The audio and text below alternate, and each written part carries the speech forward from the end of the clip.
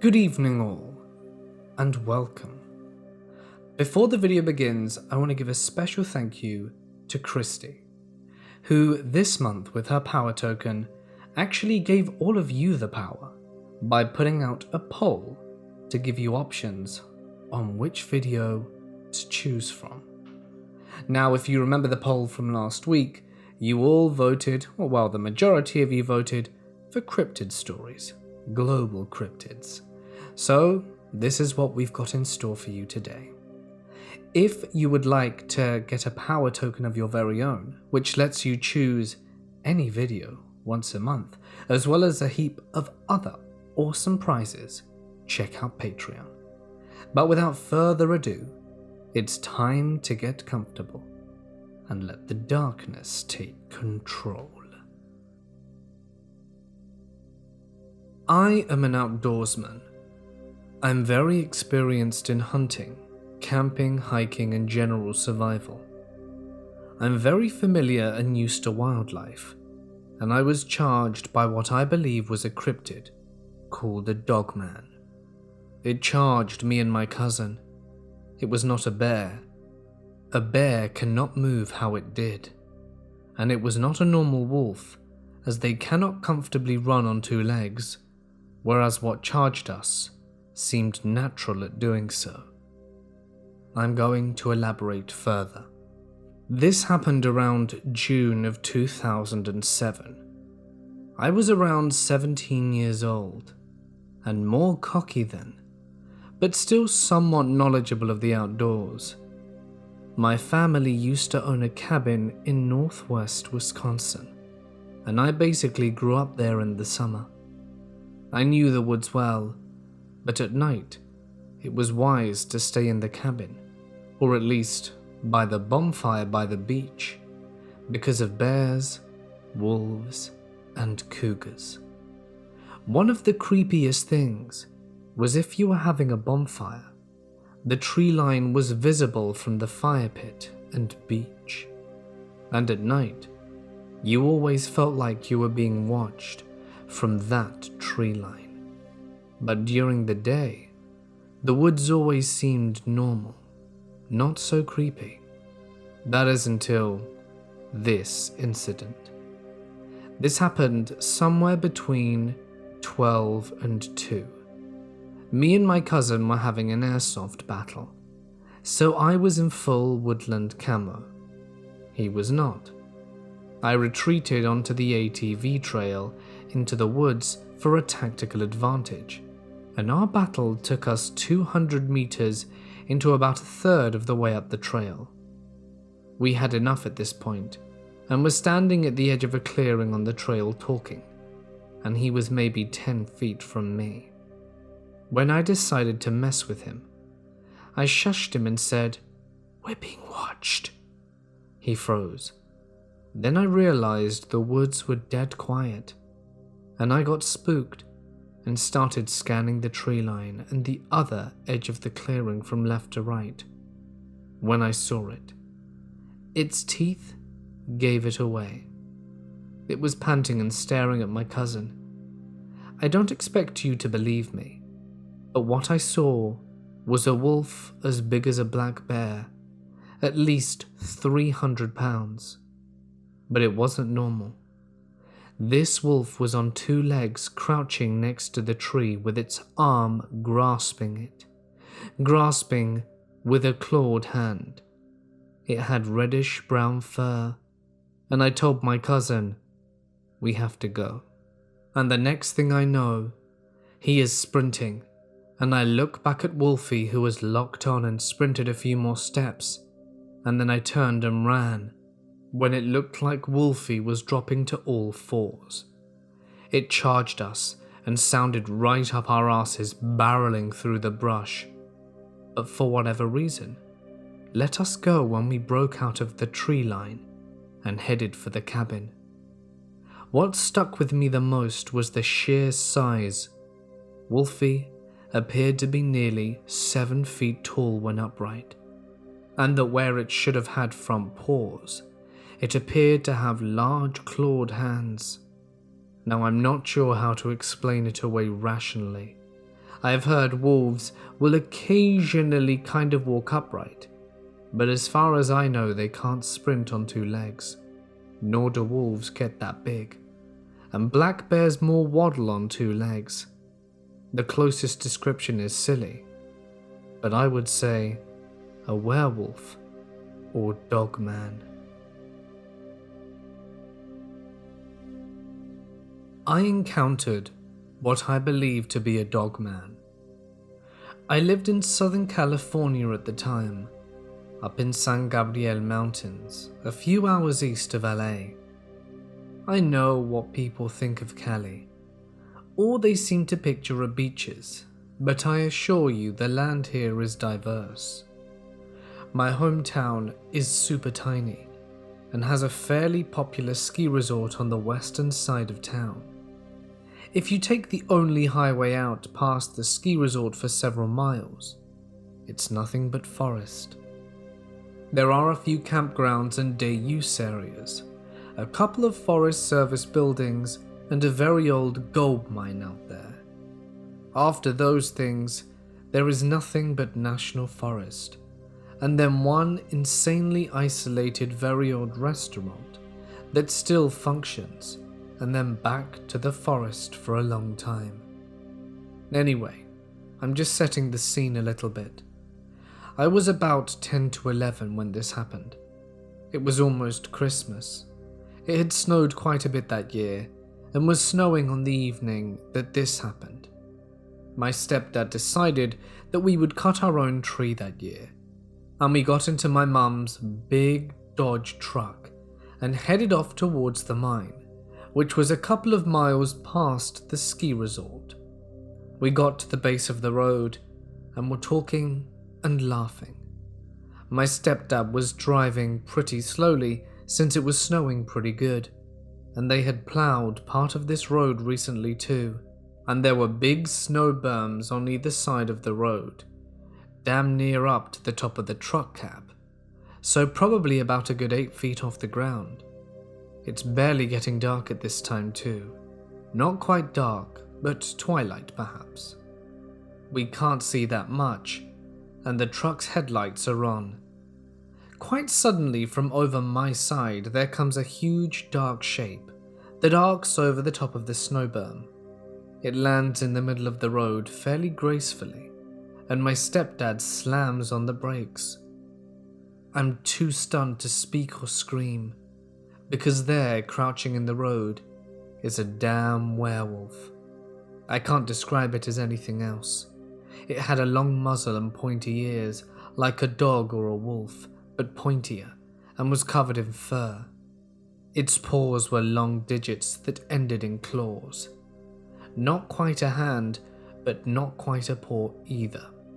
It reminded me more of a raccoon hand, and I honestly don't remember it having a tail. It was very large and looked strong. This all happened in mere seconds.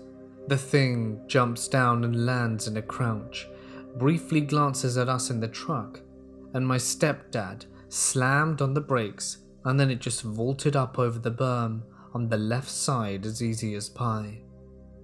It didn't use all force to jump, it just crouched on its hind legs and jumped. If I had to guess, I would say it's at least 6 to 7 feet tall, if it was standing up straight. More than a little terrifying, even if it was a simple and extremely quick encounter. My stepdad refused to talk about it when I asked. I asked him if he'd seen the same thing, and I knew he must have, because he hit the brakes so fast, and he was wide-eyed, and his face had broken into a sweat. I never did bring it up again, because we didn't have the best relationship, and I haven't spoken to him since he and my mum got divorced. I do sometimes think about it though, and I'm very tempted to contact him just to ask, but I don't know if it will be worthwhile, or if he even remembers. But I can never forget it.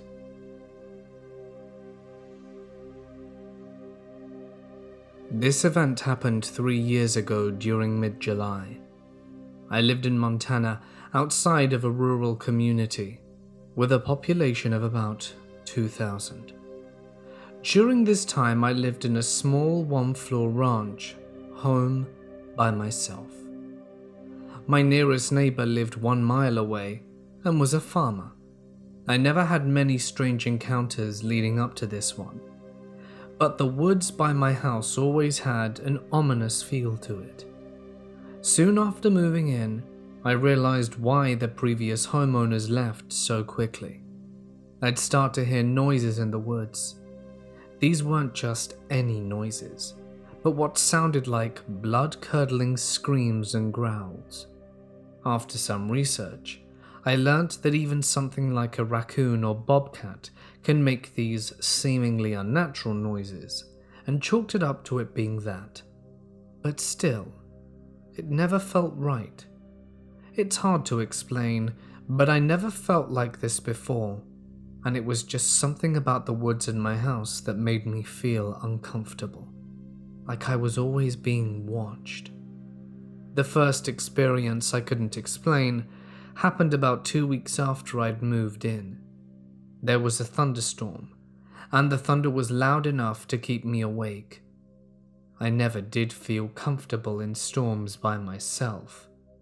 The lightning was crazy and would light up the whole surrounding area for a fraction of a second. I was laying on the couch and got up to get a glass and a drink at the sink. It was about 2 a.m. if I recall correctly. Above it, there's a small window that gives a view of my yard leading up to the tree line. When the next flash of lightning hits, I saw it. Admittedly, it wasn't a long view, but it gave me enough time to see whatever this thing was. It was near the tree line, just a few steps into my yard. At first, I thought it was a bear, but it wasn't. It was standing on 2 legs with its face pointed towards the house. Its legs were like a dog's, and I could clearly make out the hocks.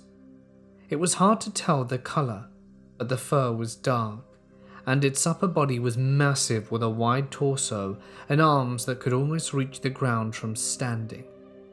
The strangest thing is how the upper body seemed to dwarf the lower body. After standing there frozen in shock, I waited for the next lightning strike, but when it happened, it wasn't there. It happened so quickly, and it was gone so quickly. After that, I purchased a gun, and would sleep with it within arm's reach. The next encounter is what I consider the most frightening thing of my life. For several weeks, nothing worth noting happened. I don't get cable where I live, and one night I was watching something, and my satellite kept acting up. I didn't like going outside at night, but this would be quick.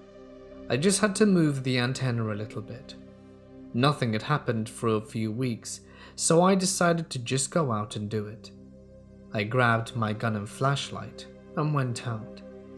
The first thing I noticed was the eerie quietness that surrounded me.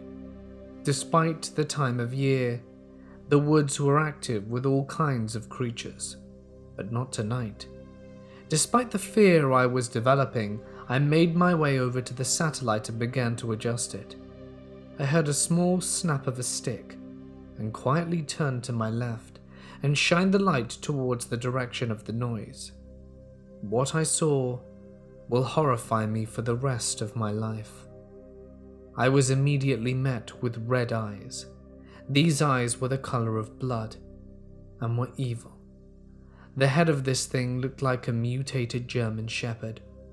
I don't like to say it, but it looked like a werewolf. A long snout and pointed ears. The fur was black and shaggy in some places, and I could see this creature's extremely developed musculature, and it dwarfed the largest human on Earth. It was half in and half out the woods, almost crouching, and it still came to about 6 feet.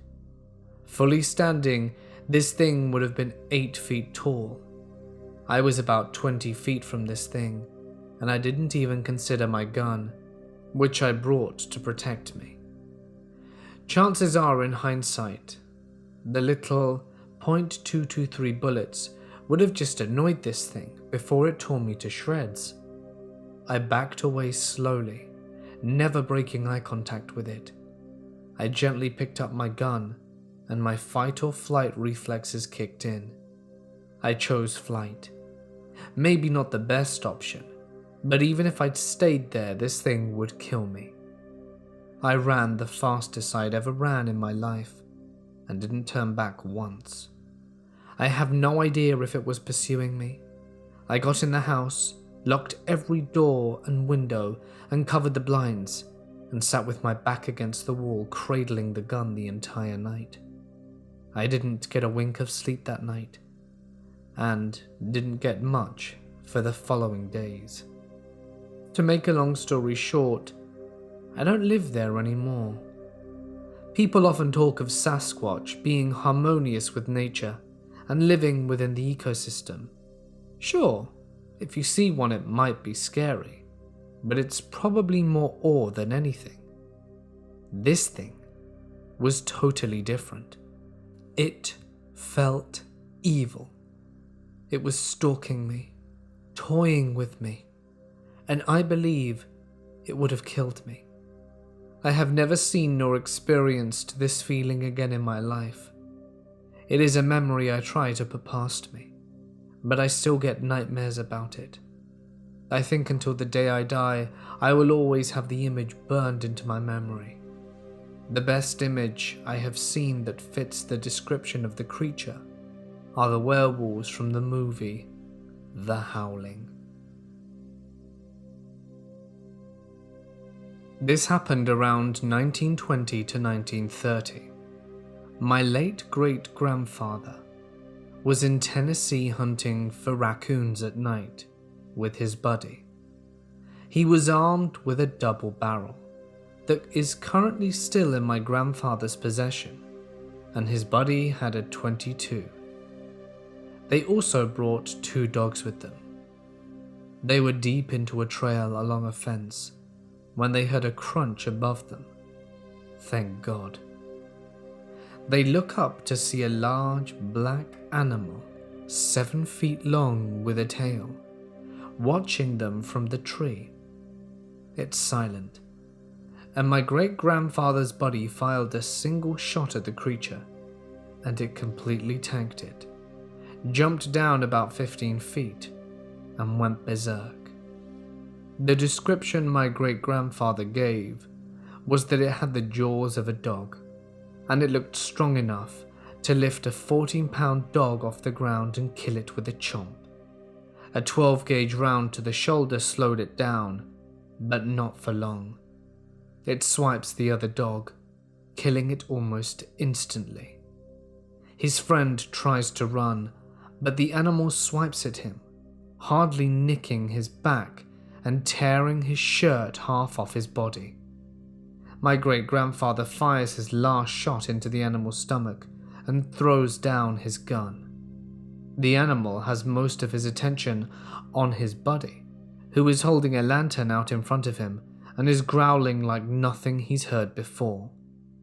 My great-grandfather takes this chance to yank a fence post out off the ground and beat the animal.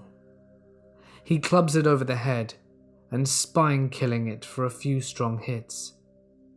It whimpered like a dog.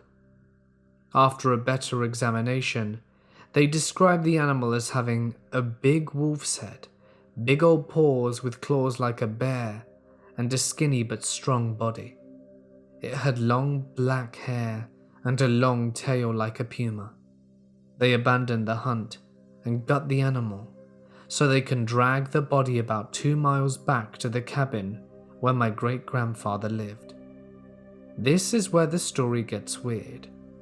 Apparently they take it to a guy with a scientific background in zoology. The man eventually gets back to them, telling them to stay out the forest at night, with no explanation about what the animal was. This story was retold to me by my grandfather, so some things might be twisted by memory, but my grandfather swears full truth on his part.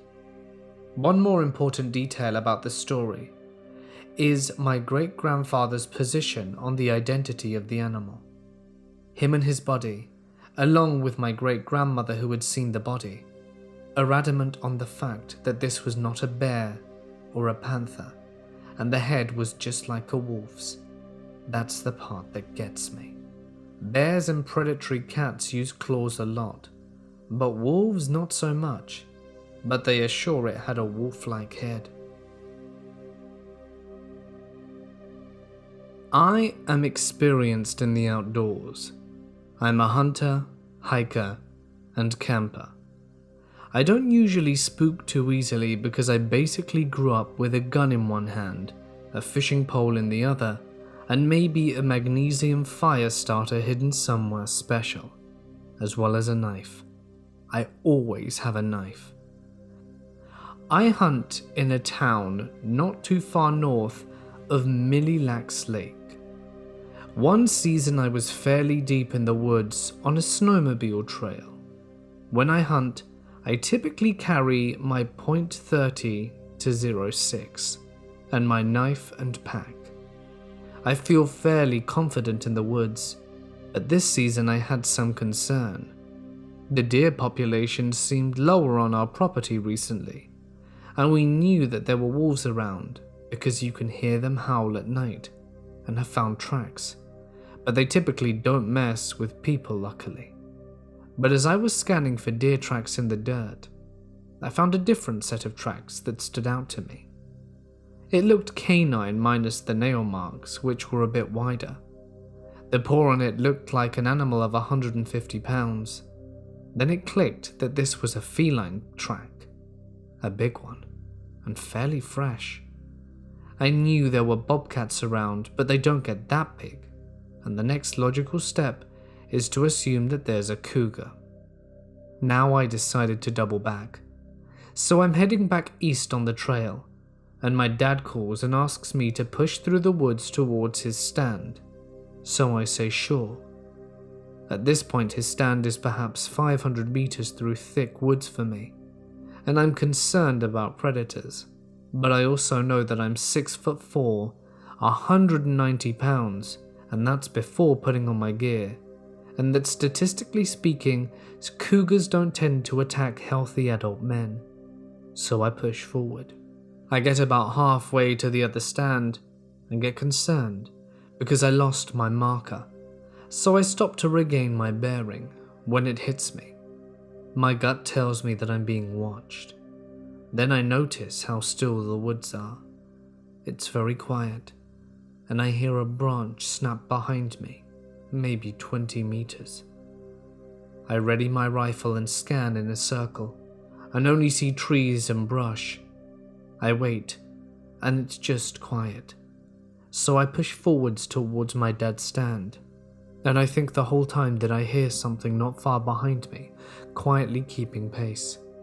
Eventually I stopped hearing it, and the woods returned to normal with birdsong and whatnot. Then I stepped out onto a trail about 40 meters from my dad's stand. I suspected it was the cougar that made the tracks. My guess is that they thought it would be too much of a fight, or it caught wind of my dad and chose to back off. But I never did see it. But something was definitely following me. This story is the second one, and happened 2 years ago. I decided to take my fiancée hiking after work one evening, in a park with some nice bluffs to climb for a great view. I was hoping to see a pretty sunset.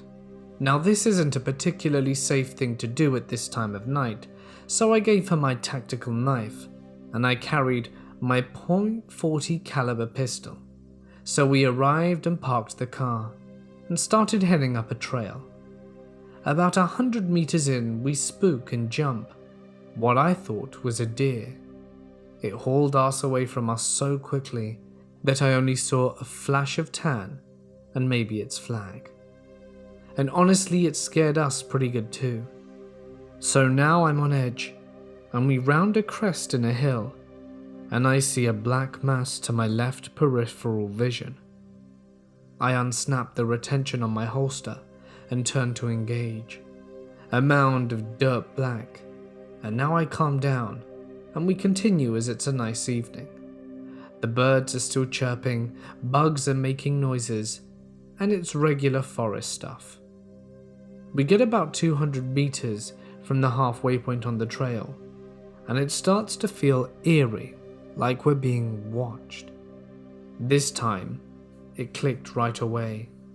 The woods are now dead, but I start noticing movement keeping pace with us, so I keep us moving towards the top of the hill, to the high ground, which is the halfway point on the trail. We reach it, and it stops, but the woods are still dead calm, and my fiancée tells me she thinks we're being followed. So we decide to move on and take a shortcut back down the bluff to the paved trail. We make it, and the woods go back to normal. We considered hiking more, but we were a bit too spooked and left the park. Now whatever was following us, I suspect, was another cougar. It was quiet, and we didn't see it. And the strangest part is that the stalking noises it did sounded elevated, like it was moving from tree to tree, and big cats have been known to do this. I grew up in rural Arkansas.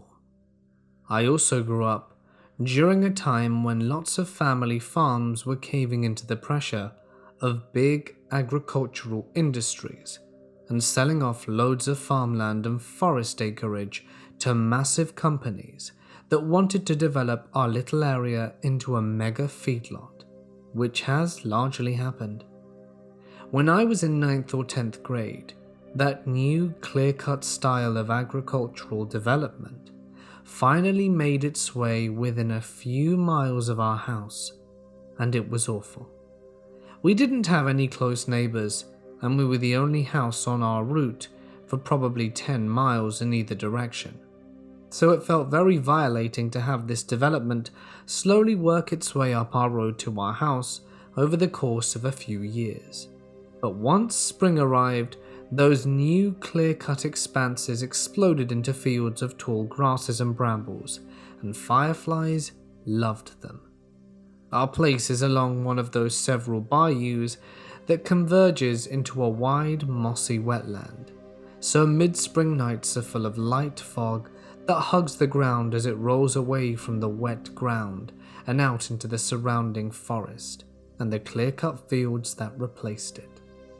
Driving home with my friend Patrick one night, we come into a screeching halt on the road as it passes by the border of this new, foggy, endless grass field. I've never seen so many fireflies in a single congregation in my life. There must have been millions, and it was truly gorgeous. They would sync up in small groups, flashing in unison. Then those harmonies would break up and come back together, and so on and so forth. We watched them from the hood of the car for a while, and eventually decided we had to go out and walk into the field to see the light show from the inside. It was an amazing experience walking through them, and we walked for probably a good 2 kilometers to about the midpoint of this particular clear cut. Grasses were damp and about mid-chest tall, and the fog was around the same height, rolling in from the east, which is the direction of the bayou, and still thin enough to see through. We freeze for a moment when we see the grass tops swaying a bit up ahead, but calm down when we realize it looks like a raccoon or armadillo, or something like that, is walking around, and we just see it rustling. Quickly though, we can see the top of the animal doing it. The flat back peeking through the grass top now and again. What is that? A huge dog? Surely not. What dog is 4.5 feet tall, and it hasn't got its head popped up over the grass looking where it's going? Is it still possible? Maybe it's a deer, heading down and grazing. It's too far away to really tell, and perhaps 100 yards from us, and there's just not enough available moonlight to see the details properly. At this point, we get a little nervous about startling an animal, so we move closer together, and I clear my throat to make some audible, non-threatening noises. The motion comes to a total stop again. No head pops up to see what the noise was, which we find totally freaky and uncomfortable. I feel Pat touch my back like a quiet nudge, and I take it to mean we should quietly go back to the car. As soon as we start moving a bit, the dog, or whatever it is, stands up, and it's clearly human-sized, with a head full of long hair. We didn't see any clothes and didn't see anything other than it's now moving towards us, quickly and at a good pace. Needless to say, we are now running. We run for 15 minutes or so, and by that time, we make it to the roadside without making a peep or turning around, because we are both absolutely petrified. We jump in the car, slap the locks closed, and then look back into the field. But nothing is visible. We ride home breathlessly, and basically talk about it over and over to ourselves again and again for weeks. I have no paranormal inclinations, but what would a naked, long-haired person be doing rummaging around on all fours in the middle of nowhere, Arkansas, where there is precisely one road and one house in a 15-mile radius? Was it some crazy person living in the wilderness? That thought scares me more since we spent so much time in tents and deer stands out there over the years.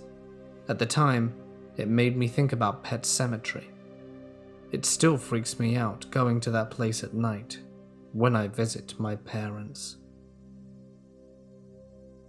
This encounter happened recently, when I was hiking with my husband and son. We went hiking to this spot in South Cali, where I've been going for the last 13 years. The hiking trails are basically located all along the cliff. Some trails lead to a secluded beach, others to a cave. We took the trail that leads to the beach, and we usually kept walking longer than the average person, since we are more familiar with the terrain after the trail ends. Around 4:30, we knew it was time to hike back up the trail while watching the sunset. At the same time, the moon was rising on the opposite direction. This moon was huge, probably one of the biggest moons I've ever seen, and this is where we took some pics. We decided once we got back up to the top of the trail around 5:30ish to keep hiking along some other trail, which we've only been to once. The night was still young, and plenty of families were walking amongst this trail. I decided to take a quick break after a short jog to enjoy the scenery and appreciate the moon. At this time, my husband and son were pretty far from me, and all I could see were their silhouettes. The night was now upon us, and the fog from the Pacific Ocean was making its way up the cliff into the hiking trails. My husband and son decided to turn back and meet me because it was getting dark. My son began to run past us. At this point, my husband looks towards his direction and sees this black silhouette of a tall person standing about 9 meters away from my son. As soon as this thing notices that my husband is looking at it, it gets on all fours and takes off like an animal. He yells for my son to come back, and he then tells me what he saw and says he saw something running across the trail. I'm scared of dogs, so first thing I thought was a stray dog running loose. But he says no, that it's bigger than a dog and almost the size of a bear. But it had the silhouette of a man standing in the middle of the trail, and it took off on all fours as soon as he looked at it. He said this thing was darker than the dark around us, and at this point we freaked the hell out. We were hugging each other close, not knowing what to expect next. We were basically in the middle of a trail we've only been to once, with awful phone service. We looked around the trail, and it was completely empty with no one to be seen. We were basically the only ones there. That trail went from being packed with people to now us three being the only ones there within minutes, which made everything even more terrifying. We decided to suck it up and walk back to our car, which meant we had to pass by where my husband saw this thing on the trail. My husband said he thought he saw this humanoid run down the trail, but once we got to the spot where he saw it, the trail turned right, but the figure ran left. To the left was a fence and a bunch of tall bushes, making it impossible for something to go that way. Whatever that thing was, it had to have jumped the fence in order to keep traveling down that way. We never saw or heard it jump the fence, and better yet, we never heard its footsteps or anything move in the bushes. My husband said it just disappeared. We managed to keep walking along the trail while holding his phone flashlight pointed at the fence and bushes where he saw it go towards. All I had was my water bottle, and I was prepared to use it as a weapon if necessary. All we could hope for is that we saw other people on the trail. Then we finally see lights coming from a motorbike towards the end of this trail. This person was going into the trail as we were relieved to be out of it and into the parking lot. When we finally got into the parking lot, it went from 50 cars to only 2 left. There was this couple standing taking pictures. At this point, even the person on the motorbike had noped out of there. As we made our way back to the car, I joked with my husband how he might have seen a werewolf. He was still in shock and didn't say no, but was trying to process what he had witnessed. My son said he saw something crawling, and that's when my husband called him to come back towards us. He was really scared that night and refused to sleep alone. We all slept in the same room, and my son said that he felt like it was following us the whole time we were coming home. I certainly hope not. Today we ended up watching this segment on the news by accident while having dinner and heard that today is Super Blood Wolf Moon, and I'm 90% convinced the creature we saw is a werewolf. This location is notorious for many deaths, as it's on a cliff where many have died from falling over or drowning. When we went there for the first time, there was a sign about someone who fell off a cliff. My brother and I have always loved nature and wildlife. My brother is in the military, and I work in the outdoors. We've probably spent more time in nature than anyone we know. We know animals and their distinctive sounds, as well as their behaviors. Wolves in particular have always fascinated us, because they've always behaved strangely in our presence. The first of these experiences was around 10 years ago. We used to travel to an island near the house that required kayaking for 1 kilometer to get there. We were walking in the night and suddenly found ourselves surrounded by 7 wolves. We used pepper spray against them and went to take refuge in a tree. The wolves stayed all night at the foot of the tree. My brother returned there alone afterwards, and one night he was walking and an animal yelled at him. He didn't see the animal, but the sound of it terrified him.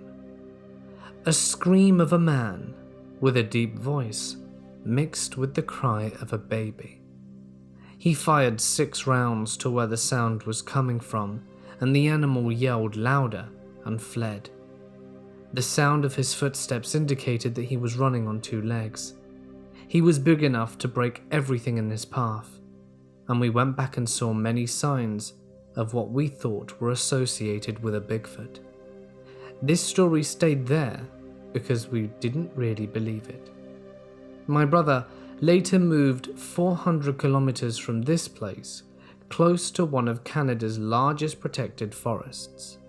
Whenever we go into this forest, We are there between 5 or 6 hours and end up surrounded by aggressive wolves. When we do not leave early enough, we are forced to shoot in their direction in order to scare them off, which doesn't really work. We've been surrounded by wolves at least 10 times. Until recently, I thought it was just a particularly aggressive pack. To leave this wood, we must walk a few kilometers, then take the truck, which requires us to go 3 to 4 kilometers in an old dirt road. We were returning quietly during the night, when on my right I saw a white light orb around 30 feet from us in the forest, floating 10 feet high in the air. There was no house or road more than 5 kilometers away. We believed it was a hunter or hiker in distress with a flashlight. My brother took his rifle and his headlamp and went to see in the woods. He saw nothing and returned 10 minutes later. When he came back, I was scared. First, he arrived from behind the truck, until he was about within a meter of the truck. What I saw in the rearview mirror was a grizzly bear. Keep in mind, there are no grizzlies in this area. In addition, I asked him why he turned off his lamp for 5 minutes. He tells me he never turned it off, and he always had the truck in sight. There was no drop where he was, and finally, when I could not see his lamp, I saw a moose pass 10 meters ahead of the truck. We were frightened. Finally, he was camping last night with his girlfriend, more than 100 kilometers from this place. During the night, they were awoken again by a pack of wolves that surrounded them. His girlfriend had already reported a year ago having seen this same light orb nearby, and she mentioned that she had seen a grey creature without ears crossing the road on 2 legs. In short, she didn't think about it until she heard our story. The wolves, the lights, the bipedal creature, a strange impression that we are not welcome a few hours before anything happens. We're not really sure what to believe. Could it be a Wendigo or something else? What do you think? I had something very bizarre and scary happen the other day. My wife and I were taking our dog out for a run. Call me weird, but one of the most beautiful spots in our small town is the cemetery. We take her there once a week to run around the area. Don't worry, she doesn't run on graves or anything like that, so everything's going well. We get there, let the dog out, and go park in our usual spot. She comes running back very fast, and I can tell she seems spooked. Odd, but okay, because she always wants to run to every tree and smell it. It's normally a pain in the ass to get her ready to leave, so we figured we should head out and find a different spot to let her run. On our way out, we see an oddly shaped rock on top of the ridge just outside the cemetery. My wife stopped the car so we could get a better look. Something felt odd, so my wife gives out a little whistle to confirm it was nothing, and it lifts its head. She whistles once more, a little louder than the first time, and it turns to look at us. This person, or whatever it seemed to be at that moment, just sat there with its head cocked in our direction. The face, no joke, looked like a dog. A big, brown dog with a very large, long snout. Yet this dog had arms and looked like it was using a smartphone. This overwhelming sense of fear comes over me, and I tell my wife to drive and to get out of there as fast as possible. I swear on my life, I've seen it with my own eyes. It's crazy the fear you feel when you see something you simply cannot explain. I plan on going back there on my days off to see if I can find some evidence. I've got a few weird experiences from my grandparents' house here in rural Mississippi. that I've never been quite able to explain. To start, I'd like to say I'm a very objective and logical person. Not bragging, just my own personality that I recognize. If something happens, I generally never let my mind wander to crazy, far-fetched places. The first experience happened when I was 11, while watching TV with my grandmother Mimi. I thought everything was normal until I turned to look at her. She was staring right through me, both eyes dilated and glazed over. "Mimi?" I asked, and she turned her head unnaturally quickly upwards and reached her hand up and said in a slow, soft voice, "It's so fluffy. Soft, airy, touch it," and then slowly let her arms down and went right back to watching TV. Obviously, I was in shock and even whimpered a little bit because I just couldn't understand what happened. She heard me and asked if I was okay, and I just kept asking her what she meant and why she did that, but she was confused and tried to calm me down. She didn't remember any of it. She was young for a grandma at the time and never showed any signs of dementia or Alzheimer's since. Nothing at all since that day, and she's always been of sound mind.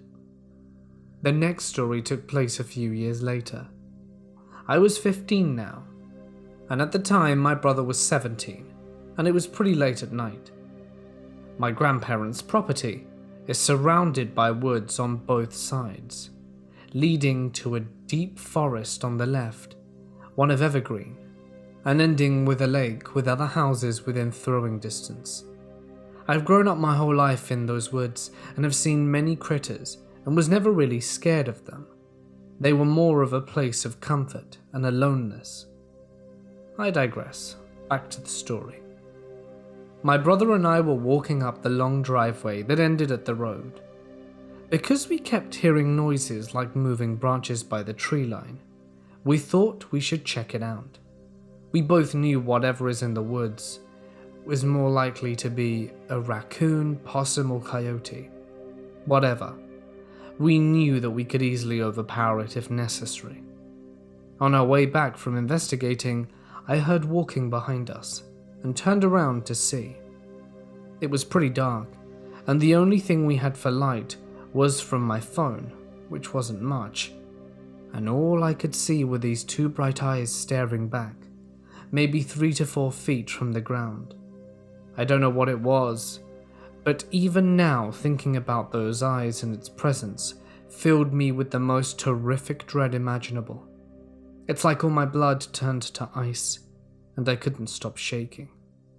It wasn't just basic instinctual fear, but absolute dread. I immediately grabbed my brother's arm and ran as fast as I could to the porch, which had a light that shines about 10 feet into the yard. Whatever this thing was followed us, and when I made it to the porch and turned around, it had stopped just outside of the light, just enough to see those eyes. The way it swayed almost made me vomit. I've never seen any animal sway like that and move its head so oddly. This thing was too large to be a rabid raccoon or coyote. My brother and I quickly got inside and turned off all the lights and hid under our blankets.